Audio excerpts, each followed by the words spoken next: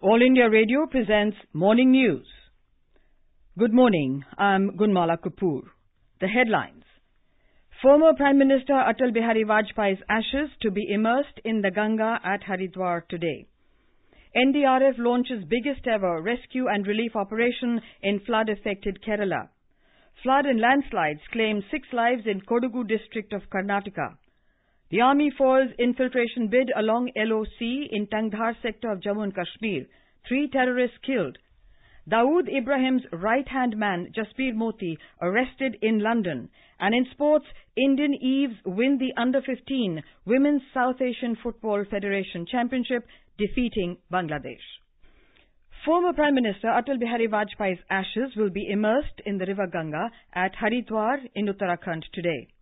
BJP General Secretary Bhupendra Yadav said this while addressing a press conference in New Delhi. अस्थि विसर्जन उनके परिजनों द्वारा दोपहर में हरिद्वार में होगा। इस अवसर पर पार्टी के राष्ट्रीय अध्यक्ष श्री अमित शाह जी, गृह मंत्री श्री राजनाथ सिंह जी, उत्तर प्रदेश के मुख्यमंत्री योगी आदित्यनाथ जी, उत्तराखंड के मुख्यमंत्री श्री त्रिवेंद्र सिंह जी रावत भी इस अवसर पर उपस्थित रहेंगे। Mr. Yadav told reporters that an all-party prayer meeting for the departed leader will be held in New Delhi tomorrow, and another such meeting will be organized at Lucknow on the 23rd of August. Vajpayee's ashes will be immersed in 100 sacred rivers across the country, and the Asti Kalash will be taken to all district headquarters and state capitals.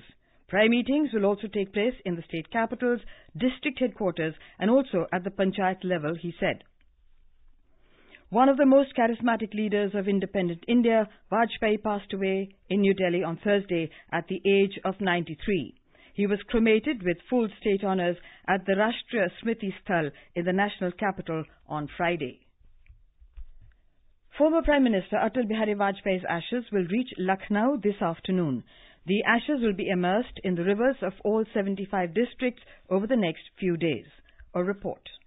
Governor of the state Ram Naik, Chief Minister of the state Yogi Adityanath, and the whole cabinet along with other prominent leaders of BJP will receive 20 urns containing the ashes of former Prime Minister Atal Bihari Vajpayee at Amosi Airport this afternoon. From the airport, it will be escorted in a cavalcade passing through the main parts of the city, and then the urns will be kept at BJP state headquarters here till Sunday evening for party leaders and workers and common people to pay their tributes to the departed leader. Tomorrow at 10 a.m., Kalash Yatras will be taken out for immersion of the late leader ashes into different rivers across the state. Every yatra would be attended by a minister of UP government and other parties. Sushil Chandra Tiwari, AIR News, Lucknow. The NDRF has launched the biggest ever relief and rescue operation in flood-affected Kerala. A total of 58 teams have been deputed to work in the state, out of which 55 are working on the ground. An NDRF spokesperson said an additional 3 teams are on their way. This is the highest ever deployment of the NDRF in a single state since its raising in 2006. The NDRF has evacuated more than 10,000 people from rain and flood-battered areas. Officials said floods and landslides have claimed 194 lives in Kerala since August 8 and 357 lives since May 29, when the monsoon hit the state. More from our correspondent. Massive rescue operations were on in the worst affected places including Chenganur, Chalakudy, Alappuzha, Pathanamthitta and Aluva, and thousands were rescued. Over 54,000 people were rescued in Ernakulam district so far, mainly in Paravur and Aluva, which had witnessed heavy rain. As per authorities, the massive operation is being carried out by a group of 35 teams of Coast Guard, 5 teams of BSF, 25 teams of Army Engineering Group, 3,200 Fire Force personnel and 40,000 policemen with the assistance of 22 helicopters, boats from Navy, NDRF and around 600 boats from fishermen community in Kerala. In Chenganur and Chalakudy, where the situation was extremely critical, food, water, essential commodities were airdropped. In Pathanamthitta, the rescue operation is expected to be complete by today. Receding water level in major rivers are helping to strengthen the rescue operations. This is Shamala for AIR News, Thiruvananthapuram. The Indian Meteorological Department, IMD, has said that the intensity of rainfall in the state will reduce in the next 2 to 3 days.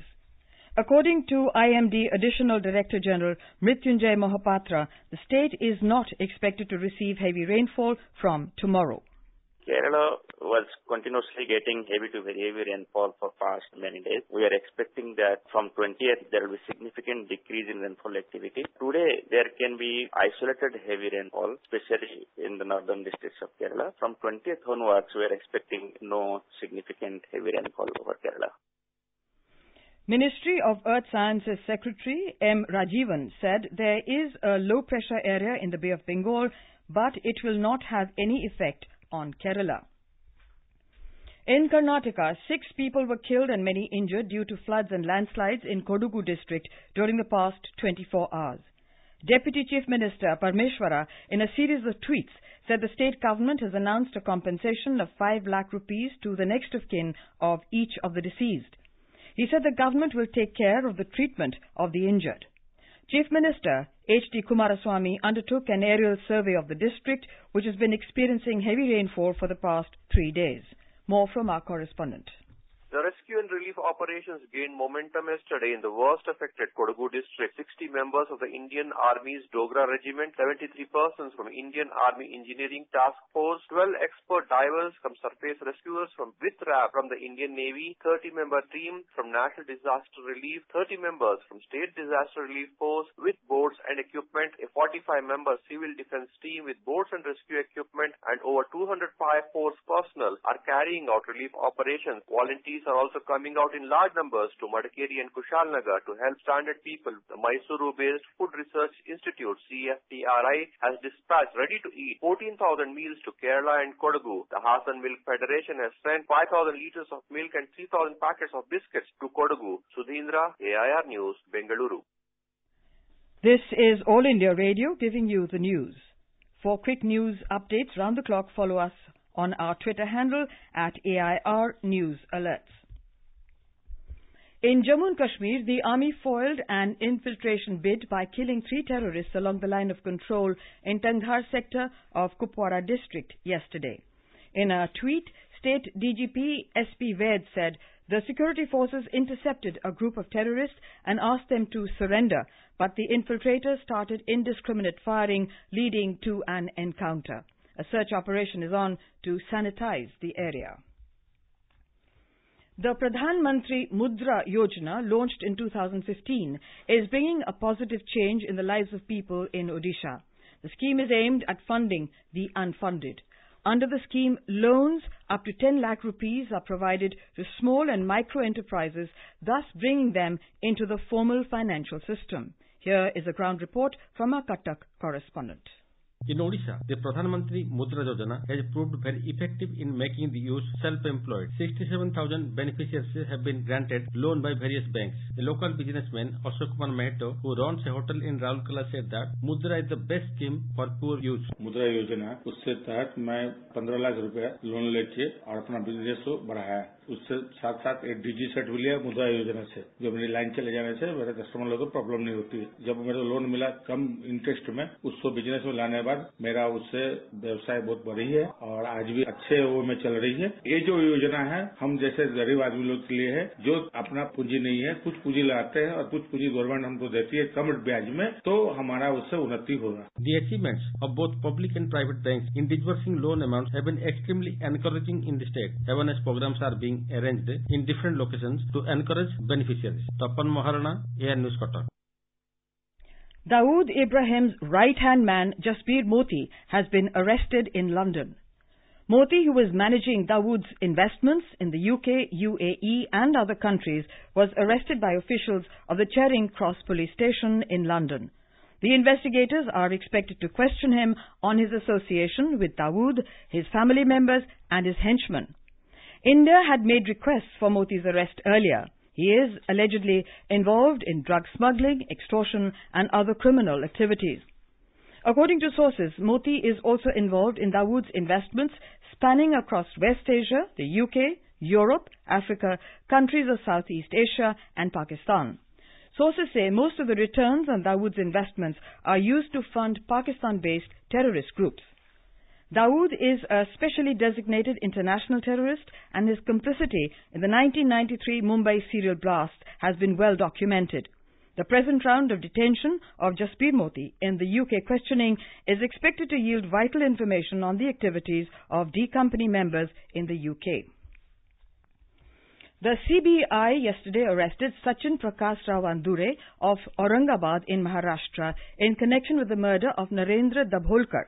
CBI officials said he was allegedly one of the shooters who fired at the rationalist Dabholkar on the 20th of August 2013 in Pune while he was on a morning walk.